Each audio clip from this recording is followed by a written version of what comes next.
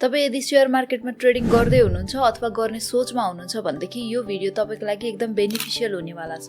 किनकि आजको भिडियोमा म दुईवटा यस्तो तरिकाको बारेमा कुरा गर्न जाँदै छु जुन युज गरेर तपाईले ट्रेडिङ गर्न सक्नुहुन्छ। त्यो दुईवटा तरिका के हुन् त भनेर जान्नु भन्दा अगाडि एउटा कन्सेप्ट छ। त्यो कन्सेप्ट बुझ्नु भयो भनेदेखि मात्र आजको भिडियो तपाईले बुझ्नुहुन्छ र त्यो कन्सेप्ट हो ट्रेन्ड। आजको भिडियो बुझ्नको लागि ट्रेन्ड किन इम्पोर्टेन्ट छ त भनेदेखि यदि तपाईले ट्रेन्ड बुझ्नु भयो भनेदेखि अनि बल्ल जुन दुईवटा तरिका मैले भने त्यसमा तपाईले क्ल्यारिटी पाउनुहुन्छ। So what is trend?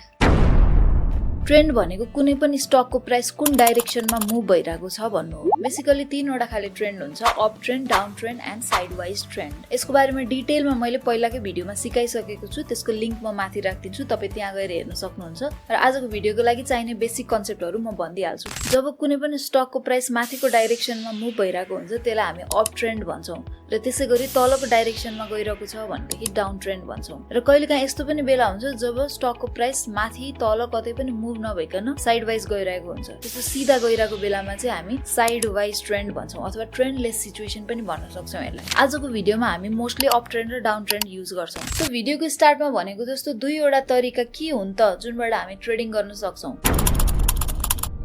त्यो दुईवटा तरिका हो continuation trading and reversal trading. र आजको भिडियोमा हामी यही दुईवटा तरिकाको बारेमा नै डिटेलमा सिक्न जाँदै छौं। यो भनेको के हो, यसलाई कसरी आफ्नो ट्रेडिङमा युज गर्ने। सो दुईटा मध्ये फर्स्टमा छ कन्टिन्युएसन ट्रेडिङ। कन्टिन्युएसन ट्रेडिङ भनेको चाहिँ मार्केट जुन ट्रेन्डमा छ अहिले त्यही ट्रेन्ड नै कन्टिन्यू हुन्छ भनेर प्रेडिक्ट गरेर ट्रेड गर्नु हो। लेट सपोज मार्केट अप डाइरेक्सनमा गइरहेको छ, अप ट्रेन्डमा छ भनेदेखि यही ट्रेन्ड नै अब कन्टिन्यू हुन्छ भनेर प्रेडिक्ट गरेर त्यसरी ट्रेड गर्नुलाई हामी कन्टिन्युएसन ट्रेडिङ भन्छौं। अब यसको बारेमा डिटेलमा बुझ्ने होला नि त हैन। So let's go to the figure. Okay, हामी यो फिगरबाट कन्टिन्युएसन ट्रेडिङको बारेमा बुझौं है त। अलिकति ध्यान दिनुस् है। यहाँ के भइरहेको छ हेर्नुस्, प्राइस माथिको डाइरेक्सनमा गइरहेको छ हो, अप ट्रेन्ड भइरहेको छ।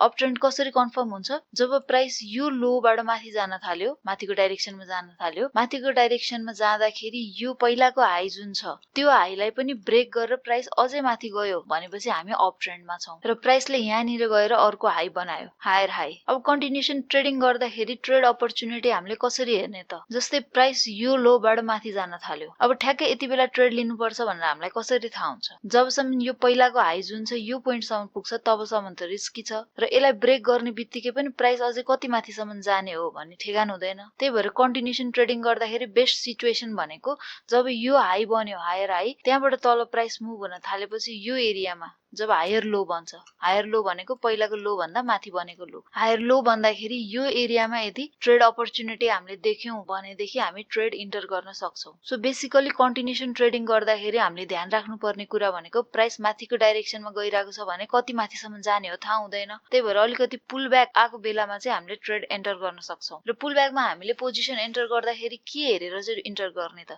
अब धेरै चीजहरु हेर्न सकिन्छ तर सकेसम्म म्याक्सिमम कन्फ्लुएन्सेस हाम्रो ट्रेडको फेभरमा छ, हाम्रो डाइरेक्सनको ट्रेन्डको फेभरमा छ भनेदेखि हामी ट्रेड इन्टर गर्न सक्यौ। जस्तै हामीले प्राइस एक्सन हेर्न सक्यौ, भोल्युम हेर्न सक्यौ, आरएसआई हेर्न सक्यौ हैन। त्यस्तै अरु धेरै थुप्रो चीजहरु छ हेर्न सक्ने हैन। सपोर्ट रेजिस्टेन्स भयो। अब त्यो मध्ये तपाईको स्ट्र्याटेजी कस्तो खाले छ, तपाई कुन कुन चीजलाई लिएर तपाई ट्रेडिङ गर्न कन्फिडेन्स छ तपाईको, त्यसलाई मध्यनजर राखेर अनि हामीले ट्रेड एन्टर गर्ने हो। र स्विङ ट्रेडिङ गर्दाखेरि प्रफिट गर्ने भनेको यो स्विङमा हो। जब यो माथिको डाइरेक्सनमा गयो नि यो स्विङमा हामी प्रफिट गेन गर्न सक्छौं। एकचोटी यो कन्टिन्युएसन ट्रेडिङलाई हामी चार्टमा पनि हेरौं, अझ राम्रोसँग त्यहाँ बुझिन्छ। ओके, हामीसँग अहिले सोल्टी होटल लिमिटेडको 1 आवर चार्ट छ। यसमा म अघि तपाईलाई फिगरमा सिकाएको थिए जुन कन्टिन्युएसन ट्रेडिङको बारेमा, त्यसमा यो चार्टमा म तपाईहरुलाई सिकाउँछु है त। अब यसमा हेर्नुस्, तपाई प्राइस माथिको डाइरेक्सनमा गइरहेको छ हो, मतलब यहाँनिर हामीले ट्रेन्ड आइडेन्टिफाई गर्नु पर्दाखेरि यो अप ट्रेन्डमा छ र अप ट्रेन्डमा पनि एउटा मेजर पुलब्याक हामीले यहाँनिर देख्न सक्छौं जुनमा चाहिँ प्राइसले हल्का करेक्सन गरेको छ तलको डाइरेक्सनमा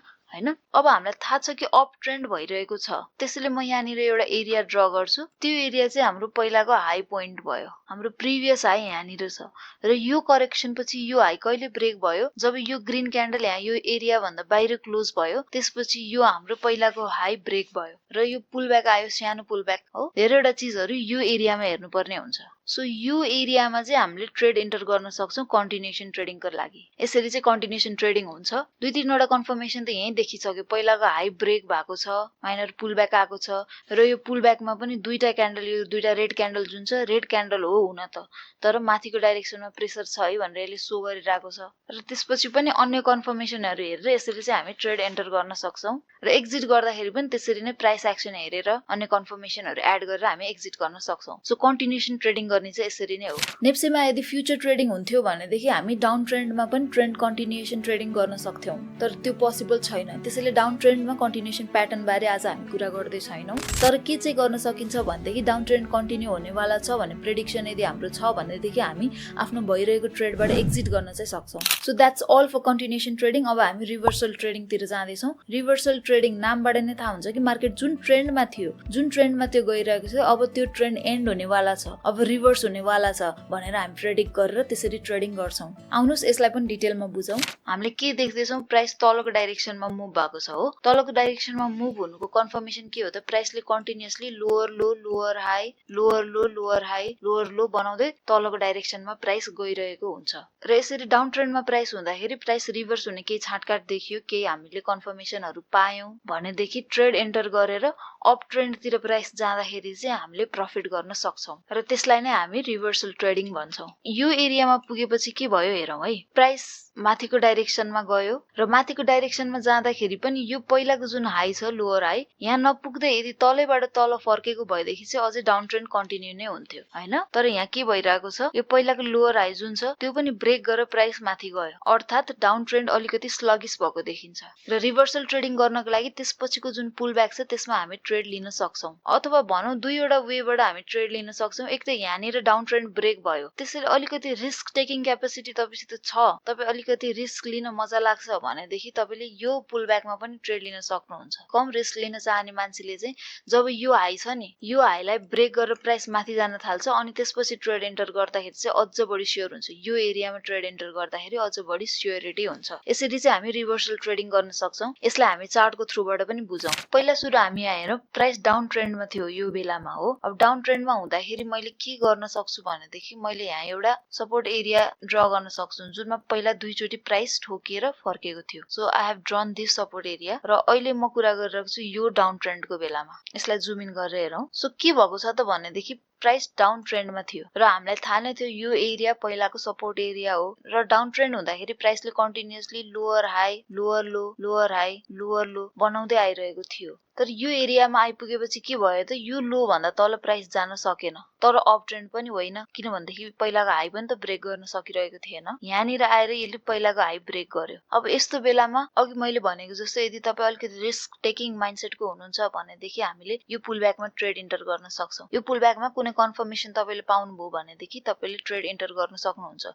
र होइन यो हाई जब ब्रेक भएर अप ट्रेन्ड भन्ने कन्फर्म हुन्छ तब मात्र ट्रेड लिन्छु भने पनि मिल्यो त्यस्तो केसमा चाहिँ जब यो बिग ग्रीन क्यान्डल आयो यो बेलामा हामी ट्रेड इन्टर गर्न सक्छौं किनभने यसले हामीलाई यो पहिलाको हाई भन्दा माथि क्लोज दिएको छ तर यति मात्र चीज हेरेर पुग्दैन अरु चीजहरु अरु टेक्निकल एस्पेक्ट्सहरु पनि एड गरेर प्रपर स्टप लस हालेर तपाई यदि ट्रेड गर्नुहुन्छ भनेदेखि मात्र तपाई प्रफिटेबल बन्नुहुन्छ सो यसरी चाहिँ रिभर्सल ट्रेडिङ गरिन्छ एउटा चीज म तपाईहरुलाई रिमाइन्ड गराइदिन्छु हामीले रिभर्सल ट्रेडिङ गरिरहेको छौं र धेरै भन्दा धेरै कन्फर्मेसनहरु हेरिरहेको छौं भने पनि 100% प्रफिटेबल हुन सक्छौं भने छैन कहिलेकाहीँ हामीलाई लाग्छ मार्केट माथिको डाइरेक्सनमा जान सक्ने धेरैवटा फ्याक्टरहरुले देखाइरहेको छ तर मार्केट त्यसो नगर्न सक्छ अझै तलको डाइरेक्सनमा जान सक्छ त्यो बेलामा हामीले लस पनि बियर गर्नुपर्ने हुन सक्छ रिभर्सल ट्रेडिङ जाने कन्टिन्युएसन ट्रेडिङ जाने भन्दैमा तपाईले 100% प्रफिटेबिलिटी नै हुन्छ भन्ने छैन यो जानेर पनि तपाईले आफ्नो रिस्क मिनिमाइज गर्न जान्नुपर्छ र अफ कोर्स टेक्निकल एनालिसिस राम्रोसँग जान्नु भएको छ रिस्क म्यानेजमेन्ट गर्नु भएको छ ट्रेडिङ साइकोलोजी स्ट्रङ छ भनेदेखि त्यो लसको रेशियोमा तपाईको प्रफिट अभियसली धेरै हुने चान्सेस छ बिगिनर हुनुहुन्छ भनेदेखि सुरुमै सबै चीजमा प्रेडिक्ट गर्न ट्राई गर्छु भनेर नगर्नुस्